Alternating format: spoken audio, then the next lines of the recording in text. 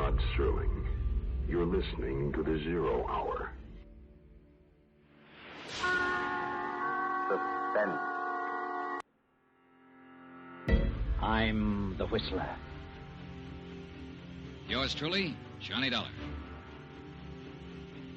Who is it? The Fat Man. Presents The Man Called X. The Mysterious Traveler. Another journey into the realm of the strange and terrifying. I hope you will enjoy the trip, that it will thrill you a little and chill you a little. So settle back, get a good grip on your nerves. Where are we going? You'll find out when we get there.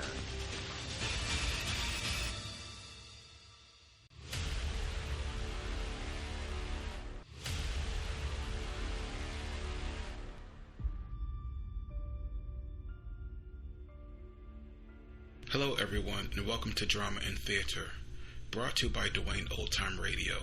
Drama and Theater features some of the best programs from the golden age of radio, including Escape, The Fat Man, Suspense, The Whistler, Zero Hour, Yours Truly, Johnny Dollar, and many, many more. Before we start today's drama, if you enjoy what I'm doing, let me ask you to subscribe to my channel. Subscribing is 100% free, and you will receive notifications on new posts. And now, on to the drama. And thank you for your support, as always. Escape is here this week. 2 episodes from Escape. The first is their 13th episode, Evening Primrose, starring Elliott Lewis. And that one aired November 5th, 1947. Then their 14th episode, The Young Man with the Cream Tarts. It's an interesting title. The Young Man with the Cream Tarts. November 12th, 1947.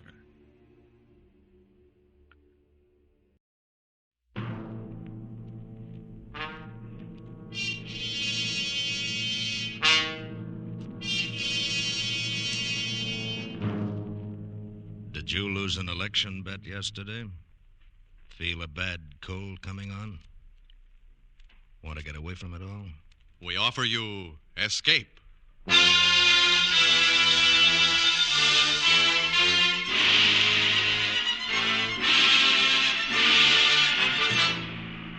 You were groping in the midnight dimness of a gigantic department store, and suddenly you realize that you're not alone, but 100 eyes are glaring at you from the shadows.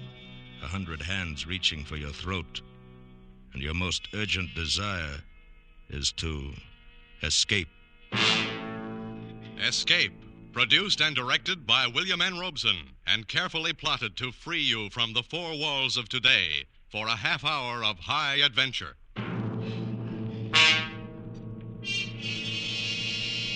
Tonight we escape to the dark labyrinth of a giant department store in the dead of night, and to a fantastic world of night dwellers, as John Collier imagines it in his eerie story, Evening Primrose.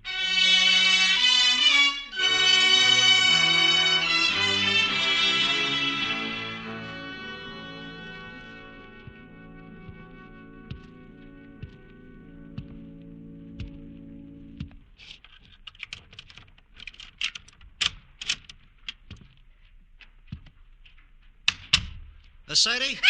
Sadie, hey, what's the matter? It's me. Oh, Sam, you nearly scared me to death. What do you mean coming in so quiet? Hey, I didn't mean to scare you. I thought you'd be asleep. I didn't want to wake you. Oh, Sam, I'm glad you're home. Hey, what's the matter? Oh, it's terrible. You gotta do something, Sam. What's terrible? It's this. Just look at this. What's terrible about that? Looks like an ordinary pad of paper to me. That's just it. That's just what I thought. But it's got writing in it. It's awful. Oh, wait a minute. Maybe you better tell me what this is all about.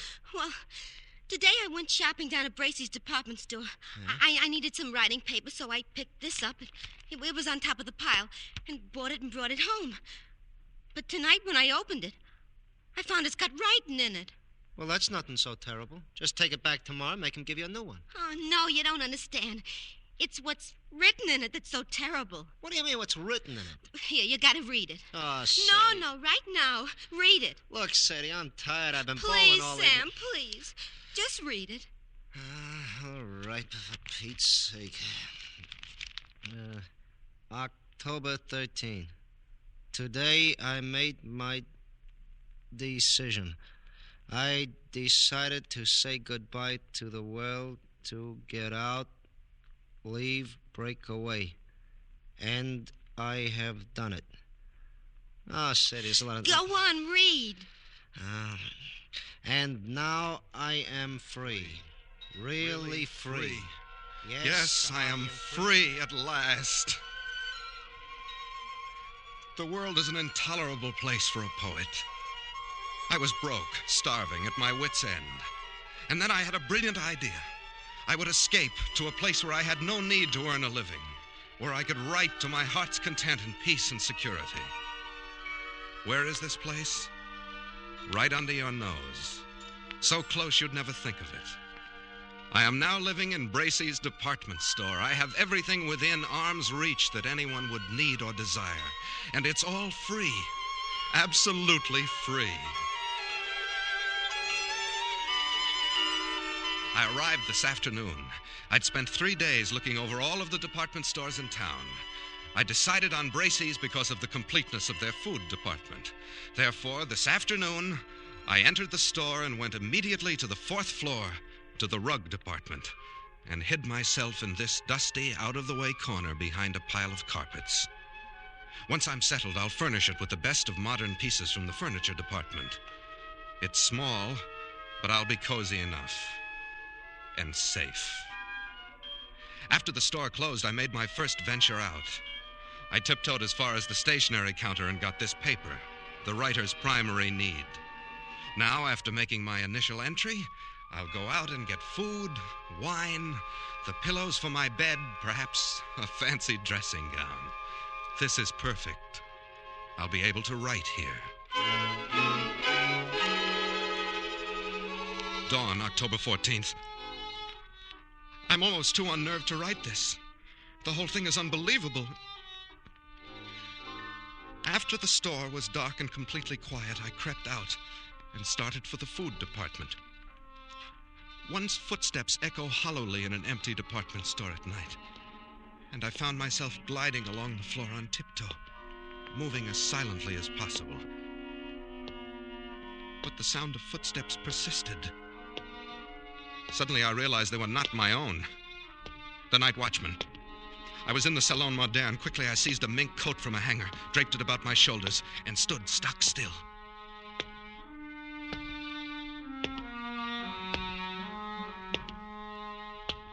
I could have reached out and touched him, but he passed by without so much as a glance.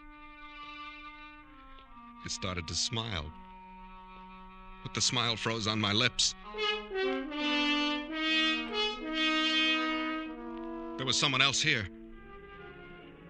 I was looking straight into a pair of eyes. Large, flat, luminous, inhuman eyes peering at me from among the Mrs. Tailored suits a dozen feet away. They belonged to a creature dressed as a man, but he was as pale as a creature found under a stone.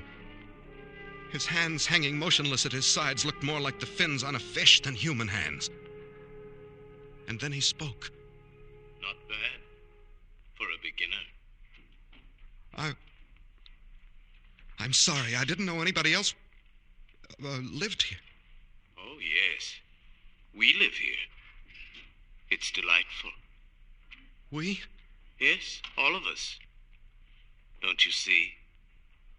Look around you. I looked around. I saw nothing. I looked again. I saw an old man come clambering out from behind a clock. There were 3 elderly ingenues, incredibly emaciated, pale as lace, almost transparent, simpering before the perfume counter. A chintzy lady swam out from the curtains and drapes. They came swarming thick around me, pale, thin, wispy, moving silently, fluttering like gauze in the wind, whispering. How raw he looks. Who is he? As coarse as the sun. What is he doing here? A detective. Send for the dark men. Yes, send for the dark men. The dark men. They were pressing around me, clawing, holding me, their pale faces contorted with venomous, inhuman hatred. I was paralyzed. All I could do was repeat over and over again, I'm not a detective. I'm not a detective. I'm not. A burglar, then. A burglar? Tie him up. Hold him, carry him to the place. Send for the dark men. Stop. Let him speak. I'm not a detective. Or a burglar. I'm a poet. Then what are you doing here? I've renounced the world. I came here to live where I could be alone. Away from the world. Why, then, he's come over to us. He's just like us. He's come over to us. A poet. He must meet Mrs. Vanderpant. Yes, Mrs. Vanderpant. She's coming now. I followed their eyes toward the balcony. There, coming down the wall like an ancient spider, clambered an old lady. Wrinkled and cracked and emaciated, she must have been at least 80, a shadowy matriarch. And the things around me bowed and scraped as she reached the floor and floated toward us. What's going on here? Where is that stupid girl? What's keeping her? Oh, Mrs. Vanderpant. Well, what is it? Who's this, Mr. Roscoe? Mrs. Vanderpant, may I present Mr. Snell, Mr. Snell, Mr. Charles Snell. Yes, of course. Mr. Snell. He is a poet, and he's come here to live. Oh, he has he? That's what he says, and I believe him. Well? He avoided the night watchman quite neatly, for a beginner.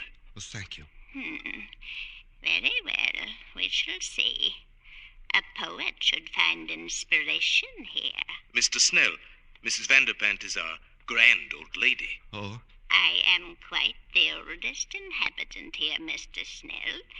3 mergers and a complete rebuilding. But they didn't get rid of me. Oh, really? How nice. Where is Ella? Where is my broth? She's bringing it, Mr. Vanderpant. Oh, terrible little creature. She is our foundling, Mr. Snell. She's not quite our sort. Is that so? I have been here, Mr. Snell, ever since the terrible times of the 80s. I was a young girl then. A beauty, they say. And poor Papa lost his money. Braces meant a lot to a young girl in those days. So when I wasn't able to have a charge account, I came here for good. That's better than a charge account. I was quite alarmed when others began to come after the crash of 1907. But it was the dear judge. How do you do? Yes. The colonel. How do you do? Yes. Mrs. Bilby. How do you do? Mrs. Bilby writes plays. Oh. And comes of an old Philadelphia family. Oh, you will find us quite nice here, Mr. Snell. I'm sure I will. And, of course, all our dear young people came in 1929. Their poor papas jumped from skyscrapers. They couldn't bear to be without charge accounts either. Do you mean all these people live here? Oh, and many more. You shall meet them all later. Oh, here comes Ella with my broth. Come, you stupid thing. Mrs. Vanderpant is waiting. Yes, ma'am. Yes, sir. I'm coming as fast as I can. Now, Here. be careful. Don't spill it. Oh, but she's young. Well, of course, she is a little younger than most of them. And she's different. She's beautiful. Mr. Snell, Ella is Mrs. Vanderpant's maid. That's right, old man. She's really not our sort at all. You shouldn't say such things. She can hear you. Oh, that doesn't matter. You'll understand these things better after you've been here a while. But it seems to me that you would... Mr. Snell, we have certain rules here. They are necessary for our survival. I'm sure you won't find it hard to observe them. Well, yes, I appreciate... I should advise that you try. If you do not, that would be most unfortunate, Mr. Snell. Most unfortunate for you.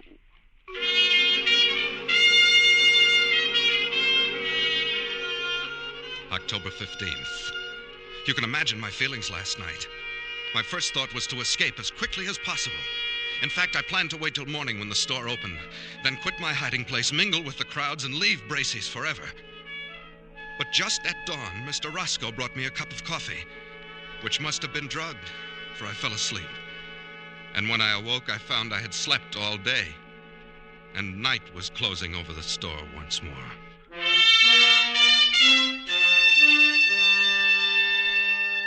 Later, I've spent my second night here. I saw Ella again. Ella, the pearl of this remote, fantastic cave.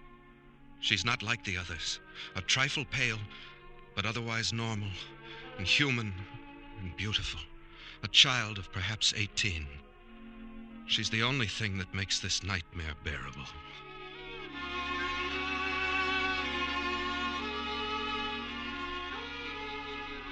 October 20th. Escape seems almost impossible. There's a very effective burglar alarm system and the doors are all carefully guarded. But that's nothing compared to the Dark Men. Who are the Dark Men? I don't know. But they threaten any transgressor with these Dark Men. I shall try to discover who they are. At least I am sure I'm watched, though they've begun to trust me now. Speaking to the night watchman would be suicide. Even if he believed my fantastic story or didn't shoot me as a burglar, I'm convinced that neither Ella nor I could get out of here alive. She and the night watchman are the only real people here.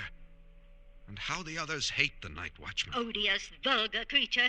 He reeks of the coarse sun. Oh, come now, Mrs. Bilby. He's really a personable young man. Very young for a night watchman. Mr. Snell, sometimes I wonder about your taste. You mustn't stay so much to yourself, Mr. Snell.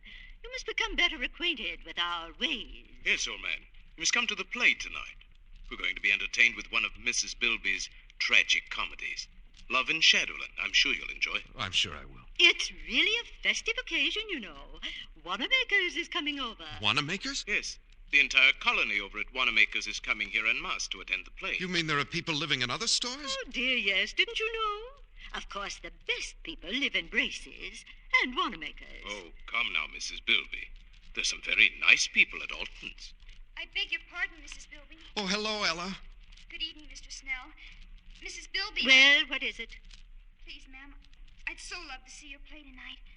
May I have your permission? Certainly not. You know better than that, you stupid creature. You know where you belong.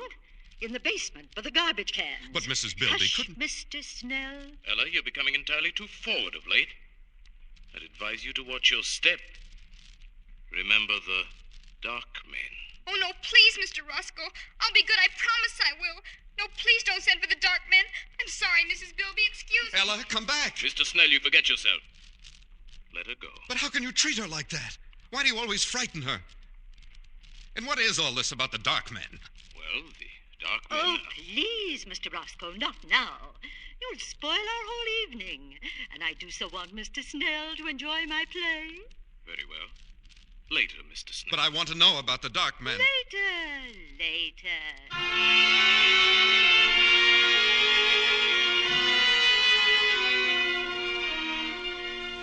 October 21st.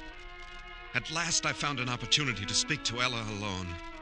I hadn't dared to speak to her before. Here one has a sense always of pale eyes secretly watching. But last night at the play I induced a fit of hiccups. As I anticipated, I was sternly reprimanded and told to go and secrete myself in the basement where the night watchman wouldn't hear me. This was exactly what I had planned. I went to the basement. There in the darkness, among the garbage cans and the rats, I heard sobbing. Ella! Ella! Oh. Ella, is that you? Yes? Why are you crying? What is it, Ella? They wouldn't even let me see the play. Is that all? Oh, Mr. Snell, I'm so unhappy. There. You mustn't cry. You're the only one who's kind. Ella, why are you here? Why do they treat you so differently? Because I'm not like them. I didn't choose to come here. You mean you're held prisoner? Yes. You see, I was only 6. I came here on a shopping tour with my mother. I got lost and fell asleep behind a counter. It was dark when I awoke and they found me. Some of them wanted to send for the Dark Men because they were afraid I would tell on them. But Mrs. Vanderpant said no, I could stay and be her maid. I've been here ever since. Since you were 6? Haven't you ever tried to get away? Oh, no. I don't know anything about out there. I wouldn't know what to do. Besides, I'm afraid if anyone tries to get out, they send for the dark men. Ella, who are the dark men? Don't you know? Oh, it's horrible. Tell me. You know how people live in all the stores, at Gimbel's and Bloomingdale's. Yes, I know. Well, the dark men live at the Undertaker's. Good heavens. And whenever someone dies or breaks the rules, or when a burglar gets in and sees these people and might tell, they send for the dark men. Oh, horrible. They put the body in the butcher shop in the food department. And then the dark men come. I saw them once. It was terrible. What do they do? They go in where the dead person is. They have wax with them and all sorts of things. And when they're gone, there's just a wax model left on the counter. Then people put a frock on it, or a bathing suit, and mix it up with the other wax models in the windows. And nobody ever knows. Ella, you mean all these dummies around us? Oh, not all of them.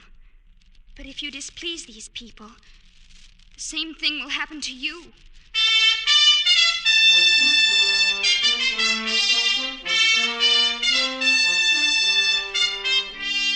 October 30th. I haven't kept up my journal. Writing has been out of the question. Once more, I'm frozen with terror. But not for myself now. For Ella. They hate her. Any time they might turn against her and send for the dark men. My mind is filled with her. I dream of her every day. I'd live to see her at night.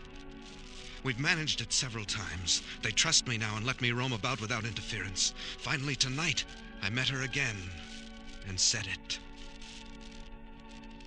Ella, I love you. Oh, Charles. I love you, Ella. Let's get married, or whatever they do here. Then we can live together in my home in the carpet department. They wouldn't dare hurt you then. Oh, Charles, Don't look so dismayed. If you like, we'll go away from here. Maybe we can get transferred to Bergdorf Goodman's, overlooking Central Park. Don't, Charles, don't. You mustn't. But I love you. Ella, you're not in love with someone else. Yes, Charles, I am. But who? I thought you hated them all. It must be Roscoe. He's the only one that's young enough. Oh, no, Charles, not Roscoe. Especially not him. I do hate them all. They make me shudder. Well, who is it then? It's him. Who? The night watchman. No, impossible. I love him. He smells of the sun. Ella. Oh, it was wonderful the way it happened. Don't tell on me, Charles, or they'll punish me. Oh, no. I was careless, and there he was, coming around the corner in the ladies' lingerie department. I was caught. There were only some wax models in their underthings. There was nothing else to do. I slipped off my dress and stood still. Oh, I see. He stopped and looked at me. And Charles, he spoke to me. He said, "Say, honey, I wish they made him like you on 8th Avenue. Charles, wasn't that a lovely thing to say? Personally, I should have said Park Avenue. It doesn't matter what street. It was a lovely thing to say. But what can you do about him? Ella, he belongs to another world. Yes, to 8th Avenue. I want to go there. Charles, are you really my friend? Yes, of course I am. Then I'll tell you. I'm going to stand there again in the lingerie department, so he'll see me. And then? Perhaps he'll speak to me again. Ella, you're only torturing yourself. No, because this time I shall answer him. He'll take me away. Take you away? Oh, no, Ella, I couldn't bear that. You don't love him.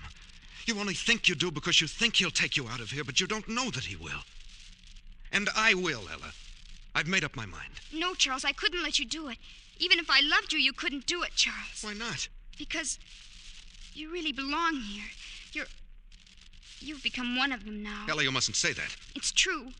And, Charles, I've got to go. There's someone watching us. I feel it. No, wait, Ella. Goodbye, Charles. No, Ella. Come back. Ella! Please, old man. You'll arouse the night watchman. Roscoe. Yes. Oh, love can be very upsetting, can't it? You heard? Yes. Just the last moment or so. Very touching. Yet it's understandable. I've been attracted to Ella myself. So she loves another, Too bad, old boy. Who could it be? Could it be that I am the cause of your heartbreak? You flatter yourself too much, Roscoe. Well, then whom? The old judge? Oh, certainly not. The colonel? Hardly. None of those. Oh, not one of the customers. The staff? She loves the night watchman. Can you imagine that? She loves the... Oh? Roscoe, I shouldn't have said that. It's not true. At least I don't think it's true. You wouldn't... Roscoe, you said you loved her too. You wouldn't do anything. Tell anybody. This is a secret between us. Between friends, isn't it? Of course, old man. As secret as the grave. She's young. Perhaps he'll leave and she'll forget him in time. Who knows? Perhaps she'll learn to love you. Or me. Of course. In time. And we'll figure a way to keep her safe here. Absolutely safe. Now, don't you worry about it. It's almost dawn. Time for bed. Good morning, Mr. Snell.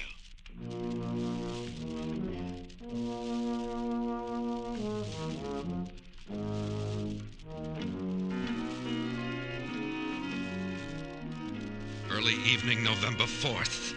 I was a fool. I should have known he couldn't be trusted. He must have gone straight to Mrs. Vanderpant because this evening the atmosphere has changed. People flicker to and fro, smiling nervously, horribly with a sort of frightened, sadistic exultation.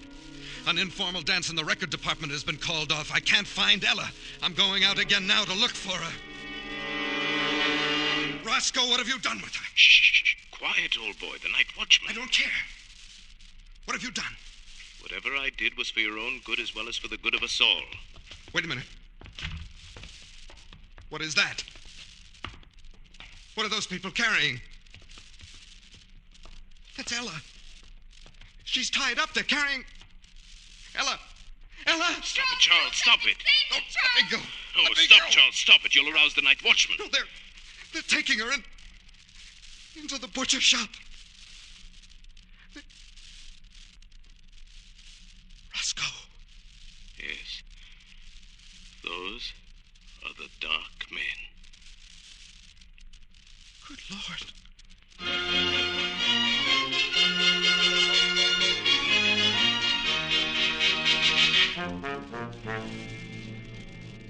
Midnight.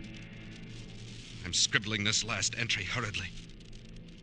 They are in there in the butcher shop with Ella. The dark men. There's only one thing to do. I'm going to find the night watchman and tell him. He and I will save her, if we can. And if we are overpowered, well, I will leave this pad on the stationery counter. Tomorrow, if I live, I will recover it. If I do not, whoever finds this and reads it, look in the store windows. Look for 3 new wax dummies. 2 men, 1 rather sensitive looking, and a girl. She has blonde hair and blue eyes, and her nose turns up a little. Look for us, and then find them. Smoke them out. Exterminate them. Avenge us. Oh, Sam, isn't it horrible? Ah. We got to do something. Tell somebody something. Oh, Sam, what'll we do? Do? Well, nothing. Go to bed. But, Sam... Well, whoever wrote this has sure got a weird sense of humor. It's probably some clerk down at Bracey's who ought to be fired. But... You mean you think it's just a story? Are you kidding? You don't believe this stuff, do you? Well, I don't know. I just... forget it, baby. Come on, snap out of it. I shouldn't leave you alone. You get too many ideas when I go out bowling at night. But, don't you think maybe we ought to just, take it back and show somebody? Oh, nuts. It's not worth the bother. They'd laugh at you, baby. They'd think you were crazy or something. Yeah. I guess you're right. I guess I was silly. Yeah, forget it. Oh, come on. Let's go to bed. Huh? I'm tired. Okay, Sam. Gee, you know, there for a while I sure was scared. I even forgot what I was going to tell you. Sam, I found the cutest dress today. Only $19.95. Yeah, baby? Yeah. It was in the window at Bracey's. It was on a beautiful little wax model with blonde hair, blue eyes, and a turned-up nose. And there were two men standing beside...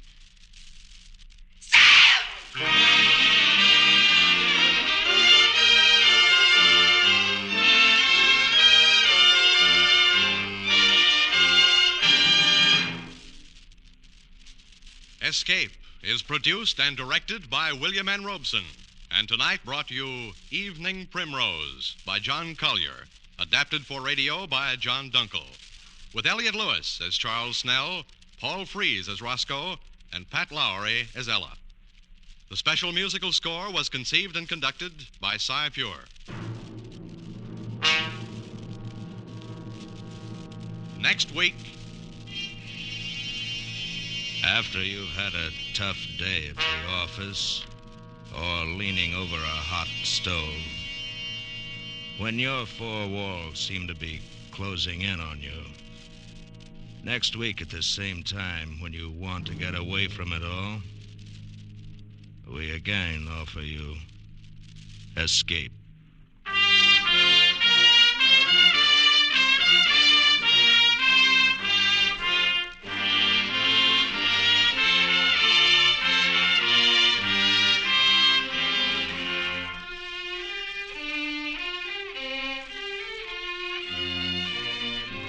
This is CBS, the Columbia Broadcasting System.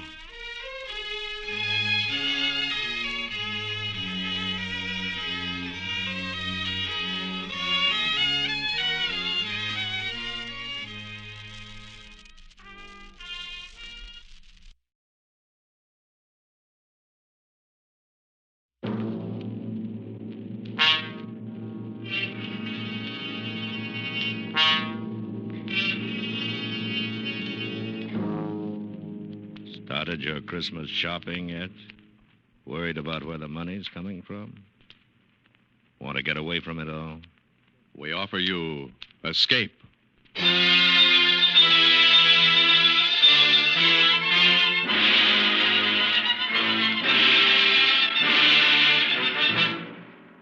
You were seated around a green felt table with a dozen desperate men, waiting for the turn of a card. If it's the ace of spades, you will be next. And you desperately desire the impossible. Escape. Escape, produced and directed by William N. Robeson, and carefully plotted to free you from the four walls of today for a half hour of high adventure. Tonight we escape to London of the last century. A London of gas lights and hansom cabs. A London where a gentleman still valued his word of honor above his life. A London of which one terrifying incident is recorded by Robert Louis Stevenson in his unforgettable story, The Young Man with the Cream Tarts.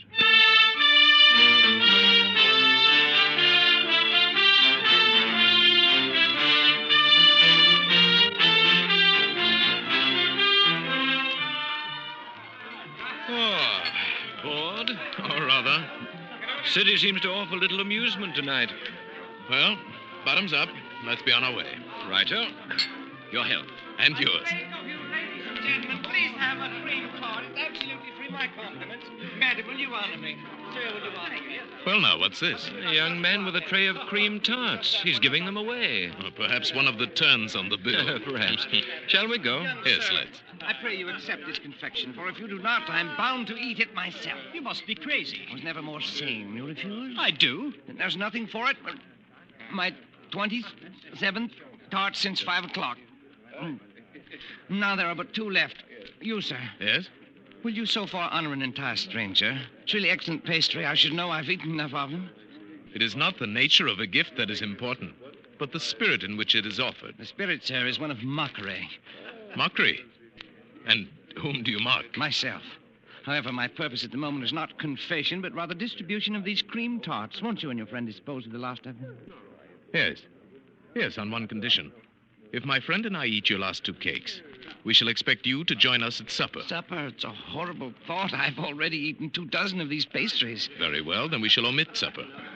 and become better acquainted over a bottle of wine. I'm uncertain whether my repugnance for these 2 remaining tarts or the attraction of your invitation compels me, but I accept. Excellent.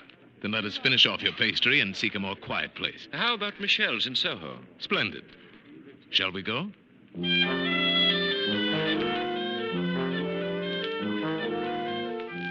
excellent restaurant, excellent wine, and 2 excellent friends. I drink to your health. And we drink to yours.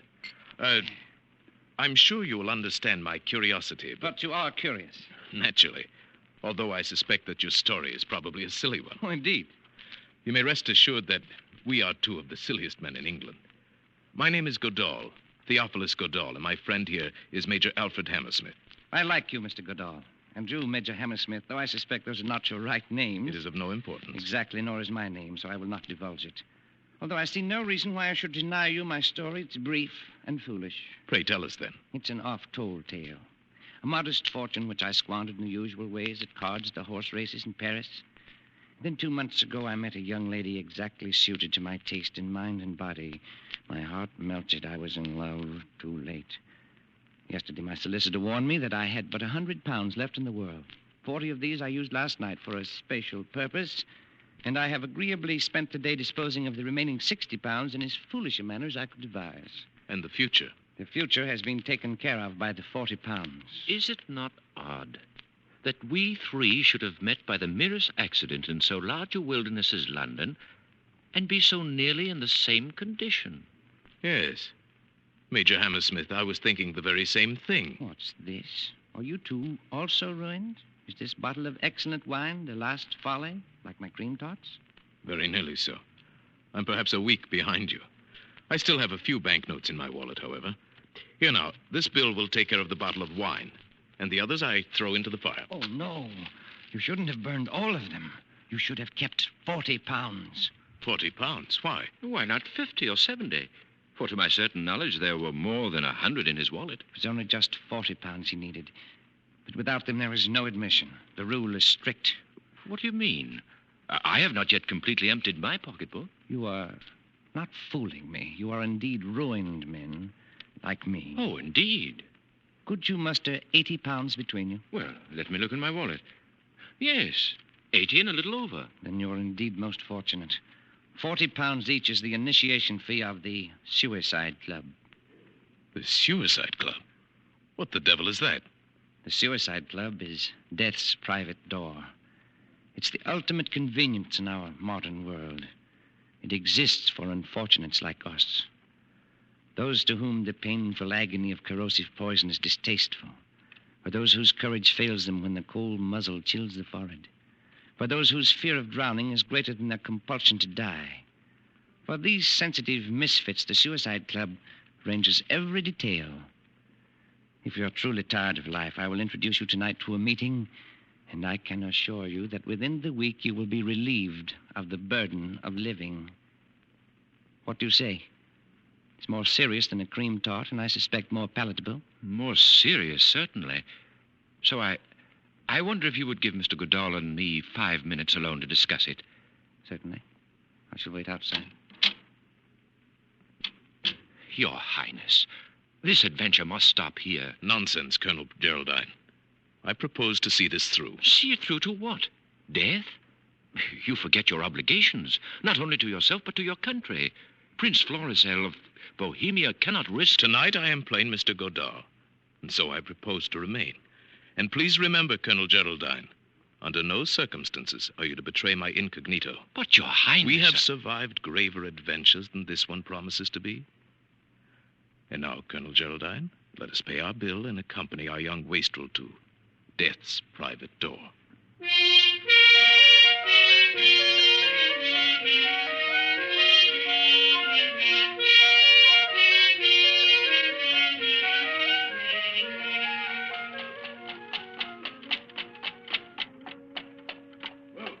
Here you are, Governor. Box court.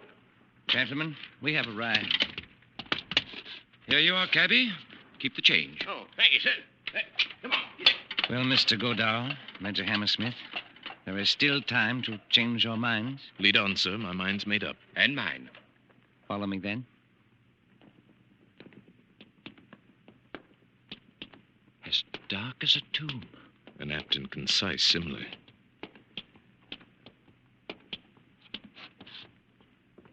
Here we are, gentlemen, at death's private door.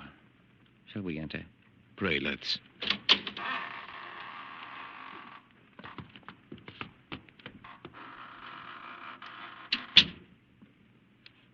You may hang your things in here. If you'll be good enough to wait, I shall call the president.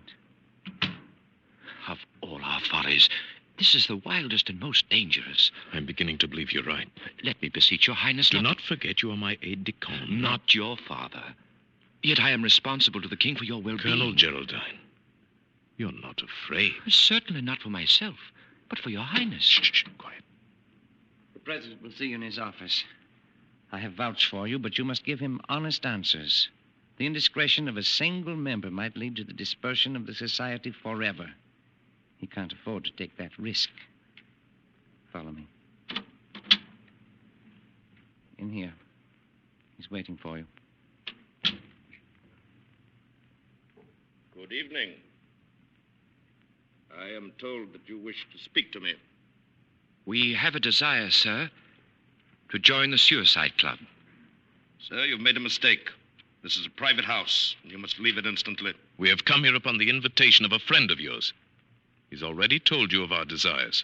And believe me, sir, when one has come this far along the path, one is not likely to be turned away and certainly will tolerate little rudeness. Permit me to assure you, either you will oblige us in the matter, or you'll regret ever having admitted us to the premises. Well, now, that's more like it. This is no place for men not yet desperate. I believe you, sir. But what of your friend? My reasons are even more cogent than Mr. Goodall's. I was cashiered out of my regiment last week. Why? Cheating at cards. I see. And you, sir? What is your reason for being tired of life? Unadulterated laziness. Don't trifle with me, sir. You must have a better reason than that. I have no more money, and I'm much too lazy to come by any. If I did not have a great deal of experience in these matters, I would turn you down. But I have learned that the most frivolous excuses for a suicide often cover a deep and lifelong desire for self-destruction. Thank you for your understanding, sir. Very well. To business. I shall read you the oath of membership to which you will each subscribe. I swear to obey without question the instructions of the president of this association or any of his appointed deputies. Realizing that desirable death could scarcely be a penalty for violating this oath, I am aware that any violation will be met at the discretion of the president by those means deemed suitable by him. Namely, excommunication from the church, loss of whatever honor still attaches to my name, and, or, when necessary, violent reprisals against my bereaved family. In full knowledge of the sacredness of this oath, I subscribe my name. Well, gentlemen? You are in a position to enforce those penalties. I am. Hand me the pen. My friend. The pen, please. Major Hammersmith. Thank you. That will be 40 pounds apiece, please. Here you are. Thank you. And now, would you like to join the members in the smoking room? Indeed, we would. This way, please.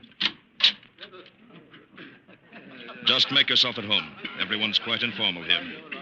If you'll pardon me, I have some other matters to attend to. Come along, Major. Let's mingle with the company. Your Highness. Be quiet. Oh, there you are. You got in all right, I see. Naturally. You'll never regret it. I'm sure we shan't. Would you care for a game of billiards or perhaps some whist? No, not immediately, thank you. I should like just to wander around and listen to the conversation. You'll find it most revealing. You understand. She had always stood in the way of anything I wanted to do. And I don't care if she was my mother. She crossed me one time too often. You may be sure that I would never have joined this wretched club if I had not read The Origin of the Species by Darwin. I could not bear to be descended from an ape. Certainly, Too I ghastly to understand. bear, you know. There are some men who cannot abide the restrictions of the monastery. And after the abbot discovered me, there was nothing I could do. It's I don't incomprehensible mind- to me. What is? Why, this talk, this boasting, this self-justification. If a man has made up his mind to kill himself, let him do it like a gentleman. Be done with the matter. As I told you, there are some of us more frightened of the act than of the result. There's only one man in this room who does not seem to be in a state of hysteria. Who is that, Mr. Goodall? Why, the gentleman sitting on the divan. Oh, yes. Yes, Mr. Malthus. Would you like to meet him? Yes, please. These others are too obvious. There's nothing very subtle about Mr. Malthus. He looks like death himself, wearing thick eyeglasses. Let us discover for ourselves the reason for his relaxation. Mr. Malthus. I should like to present two new members, Mr. Goodall and Major Hammersmith. How do you do, gentlemen? How do you do, Mr. Pleasure, sir. Won't you sit down? Well, Newcomers. Newcomers.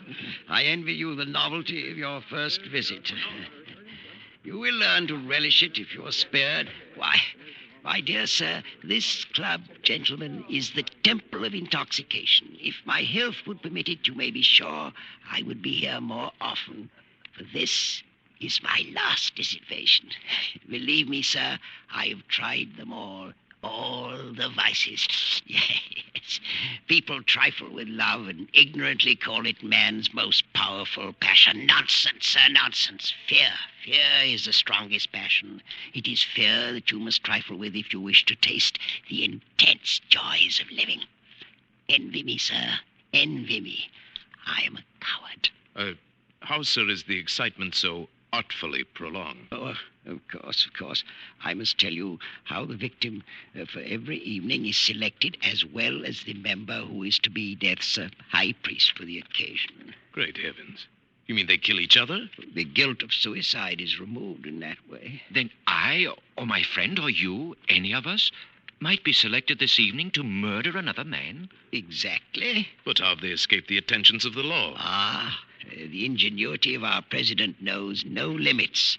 The departures always appear to be accidental. Oh, it's monstrous. On the contrary, my dear Major, it is godlike. Oh, yes, of course. But, Mr. Malthus, I am still in the dark as to how the members are selected for the evening's work. Oh, of course, I forgot to explain. But I see that the others are filing into the card room now, and the play is about to begin. You shall see for yourself. Will you lend me the help of your arm? I'm quite paralyzed, you know. Oh, of course. Thank you. This is the moment for which I live. The quintessence of poignancy, the ultimate of passion. Coming here as infrequently as I do, I've savored this bitter taste of fear longer than the others. But my turn will come. Who knows? Perhaps tonight. But how is it done? Tell us what to expect. Oh, it's so simple. The president deals from an ordinary deck, playing cards, and each man turns up his card as he receives it. The ace of spades, the card of death. Ace of clubs designates the official of the night. The murderer. If you like. Here, 3 chairs together. Happy, young men. You have good eyes and can follow the cards. I can only make out the faces. Is everyone here? My friend, we still have a fighting chance to escape. Quiet. Let us play the game. Attention, gentlemen. 3 of clubs. Jack of hearts. 10 of diamonds. King of clubs.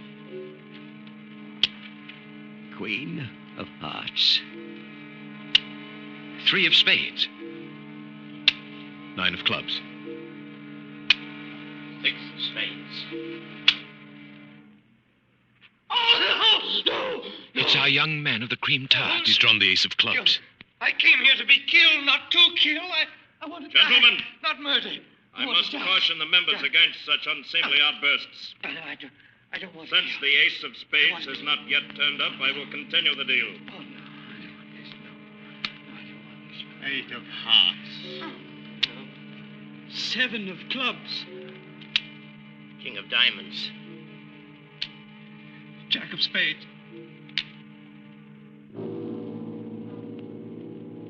Ace of spades. Mr. Malthus. That concludes the play for the night, gentlemen. Will the member who drew the ace of clubs come to my office for his instructions?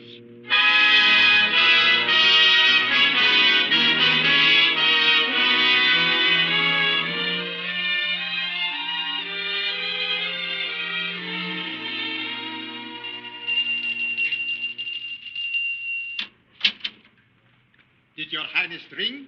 Yes. Good morning, Roderick. Good morning, sir. Oh, I shall have my breakfast in bed this morning. Yes, Your Highness. And Colonel Geraldine has been waiting for you to awaken. Oh, very well. Show him in. Thank you, Your Highness. Colonel, His Highness will see you now. Good morning, Geraldine. Sleep well? Not too well. Did I dream it, or were we initiated into the suicide club last night? Seems like a nightmare. It was a nightmare, but you didn't dream it. Here, look at this, the morning paper. Huh? Melancholy accident. This morning, about 2 o'clock, Mr. Bartholomew Malthus of 16 Chepstow Place, Westbourne Grove, on his way home from a party at a friend's house, fell off the upper parapet in Trafalgar Square, fracturing his skull. Death was instantaneous. Mr. Malthus, accompanied by a friend, was engaged in looking for a cab at the time. If ever a soul went straight to hell, it was that poor paralytic. Yes, at least he's dead and out of it. But think of our young man of the Cream Tarts. Last night, that lad was as innocent as you and I. This morning, he is a murderer. Well, thank heavens we're safely out of it. Are we? Oh, no. You're not going to return. I must. You are infected with a passion of fear just as poor Malthus was. Perhaps. Whatever it is. Tonight, once more, we take our places at the table of the Suicide Club. Good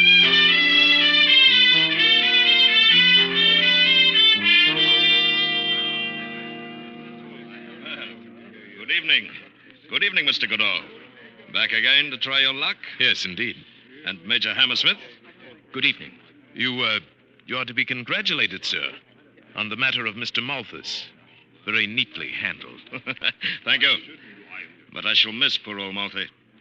He was a man I could talk to. Yes, your bereavement must weigh heavily upon you. Indeed it does, sir. But then it's all in the game. And now, you will pardon me, we will sit down to play directly. The fiend.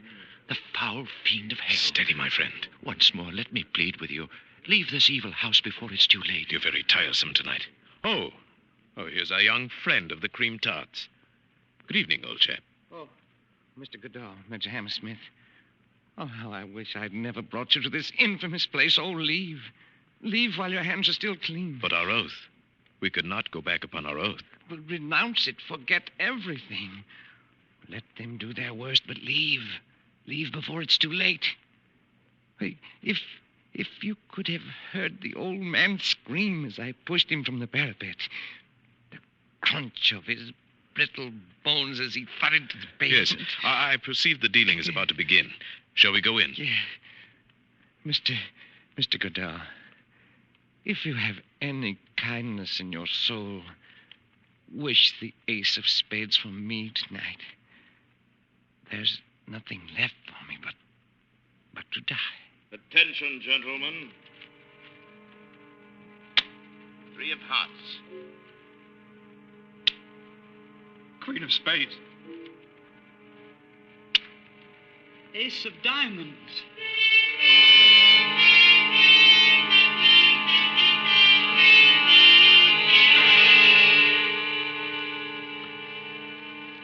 Three times around, and neither black ace has come up.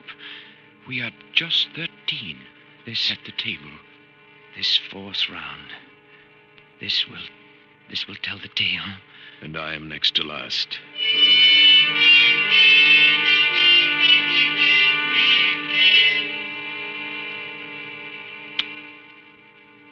Ace of clubs!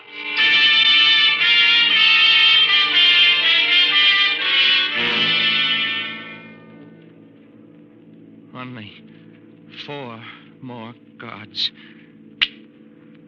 King of Spades. Oh, pray for me, Mr. Goodall.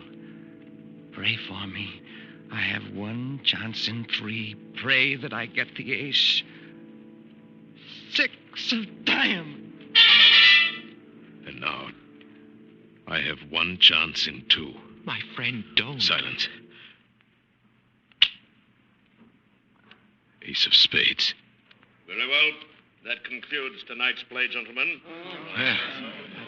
Oh, Mr. Goodall, I'd give $1 million if I had it for your luck. I would sell you this card for much less if I could. Well, Mr. Goodall, my congratulations. I am pleased to have met you, sir, and to have been in the position to do you this trifling service. At least you can't complain of delay. Yes. And now, before I leave forever, I should like to ask a question. A purely hypothetical question, of course, since I am not a man to go back upon my word. But you wonder what would happen if you did. If upon the turning of the card you had changed your mind and now wish to live? Precisely. Suppose my friend Major Hammersmith and I elected to ignore our oath. Suppose we began by tearing this place apart.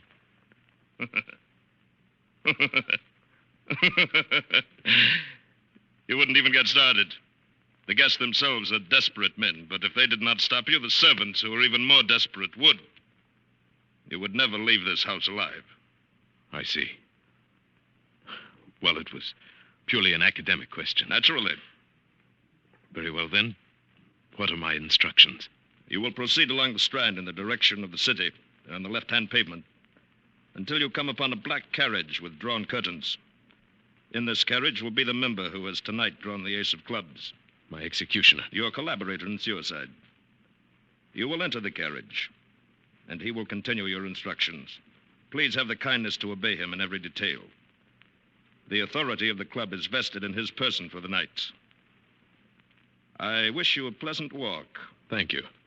But first I must say farewell to my friend Major Hammersmith. I regret that is strictly against the rules. No farewells. Too disturbing for the still living members. You will leave through this side door to the workroom. But I must have We won't have any trouble now, will we, Mr. Goodall? No. No, of course not. Your coat? And hat? Your stick. Thank you. Again, Mr. Goodall. A most pleasant walk. Death's private door. Why didn't I listen to Geraldine before it was too late?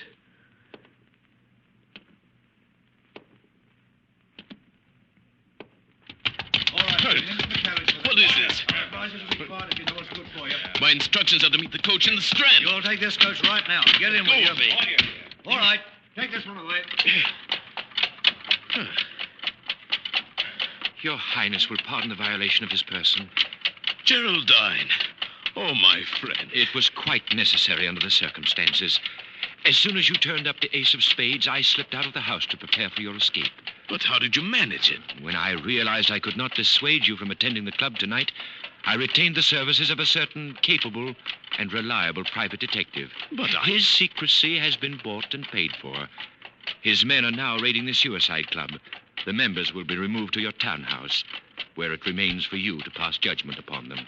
That I will gladly do, and with the utmost dispatch.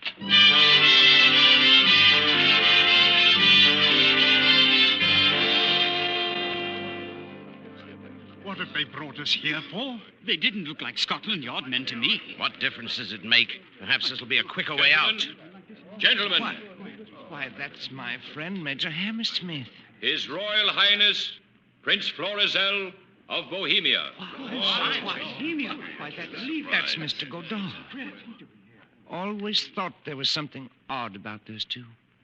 Gentlemen, tonight we have removed you from a house of death to a house of life and hope. Those of you who have come to your present condition through lack of fortune will receive employment and remuneration from my treasury. Those who have been driven to this unnatural solution of their problems by the agonies of guilt must find amnesty from a power greater than mine. Power that eternally promises the forgiveness of sins, no matter how grievous. Only one of you is truly evil, and him I shall deal with myself. Where is he? Where is the president of the club? Colonel Geraldine. Why, he should be here, Your Highness. Begging Your Highness' pardon, Who's this man, Gilda? The chief of the detectives. Yes? What is it? Was you referring to the sallow chap with the sawed whiskers and the black suit? Yes, that's the one. The president of the Suicide Club. Where is he? He aren't here. Why not? Well, when we broke into the little office down there at the club, we found him sprawled over the desk with a little empty bottle in his hand. He'd committed suicide.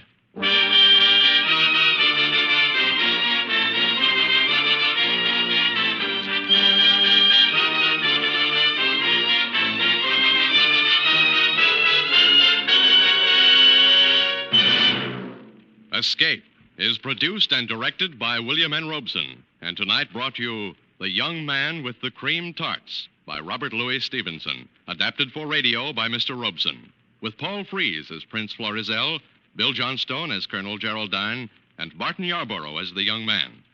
The special musical score was conceived and conducted by Cy Feuer. Next week... After you've put in a tough day at the office or leaning over a hot stove, when your four walls seem to be closing in on you, next week when you want to get away from it all, we offer you Escape. This is CBS, the Columbia Broadcasting System.